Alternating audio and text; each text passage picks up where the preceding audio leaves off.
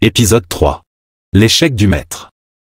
Il était une fois, dans le quartier de Montmartre à Paris, un célèbre échiquier de rue où se réunissaient les passionnés du jeu d'échecs. Parmi eux, le maître, un vieil homme respecté, demeurait invaincu depuis des années. Cependant, un soir, le maître est retrouvé mort, à côté de l'échiquier, une pièce, un roi noir, serré dans sa main. L'inspecteur Luc Moreau, un fan d'échecs lui-même, est chargé de l'enquête. La scène du crime ne révèle aucune trace de lutte.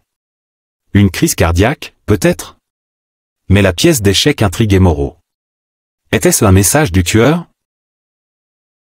Il commença à interroger les habitués de l'échiquier. Tous décrivaient le maître comme un homme aimable et respecté, malgré son talent incontestable qui a valu la défaite à nombreux d'entre eux. Un jeune homme, en particulier, attira l'attention de Moreau, le dernier à avoir joué contre le maître ce soir-là. Sacha, un étudiant brillant en mathématiques, avait une ambition, vaincre le maître. Lui avait-il tenu tête? Moreau décida de creuser. Il demanda à Sacha de refaire la dernière partie jouée avec le maître. Chaque mouvement, chaque décision était analysée avec précision.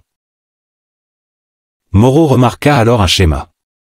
Le maître avait employé une stratégie risquée, connue sous le nom de « défense sicilienne ». Sacha, de son côté, avait répondu par une série de coups agressifs, conduisant le maître à un échec et mat imminent. Pourtant, selon Sacha, le maître s'était levé à ce moment-là, souriant, comme s'il avait tout prévu.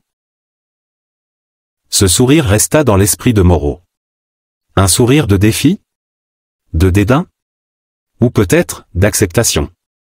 Il demanda une autopsie et les résultats confirmèrent ses doutes. Le maître était mourant, avec un cœur faible prêt à lâcher. Le maître avait orchestré sa propre fin. Il avait choisi le lieu, l'adversaire et même la manière, un dernier jeu qui pousserait son cœur à ses limites. La pièce d'échec n'était pas un message du tueur, mais un adieu du maître, un roi noir renversé, signifiant son échec et mat ultime. C'est ainsi que l'affaire du maître des échecs s'est résolue, non pas par la capture d'un meurtrier, mais par la découverte d'une vérité émouvante.